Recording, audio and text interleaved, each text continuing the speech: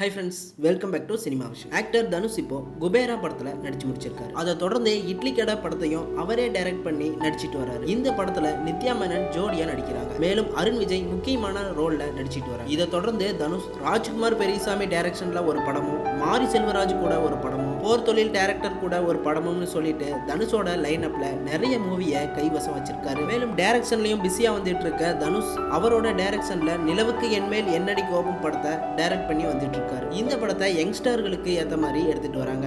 Matthew Thomas, Anika Surendran உள்ளிட்ட பல பேர் நடிக்கிறாங்க அப்படின்னு சொல்றாங்க. மேலும் இந்த படத்துல தனுஷோட மூத்த மகனான யாத்ரா ஒரு பாடலுக்கு ஒரு சில வரிகளை எழுதியிருக்காரு. இந்த நிலையில தனுஷ் அண்ட் ஐஸ்வர்யா இவங்க ரெண்டு பேரும் நவம்பர் 27 அபிஷியலா விவாகரத்து வாங்கி பிரிஞ்சிட்டாங்க. தனுஷ் ஐஸ்வர்யா இவங்களோட விவாகரத்துக்கு அப்புறமா தான் நிலவுக்கு என்மேல் என்னடி கோபம் படத்தை டைரக்ட் பண்ணி வந்துட்டு இருக்காரு அப்படிங்கிறதும் குறிப்பிடத்தக்கது. இது போன்ற சினிமா அப்டேட் தெரிஞ்சுக்க சேனலை சப்ஸ்கிரைப் பண்ணிட்டு பெல் ஐக்கனை கிளிக் பண்ணிக்கோங்க.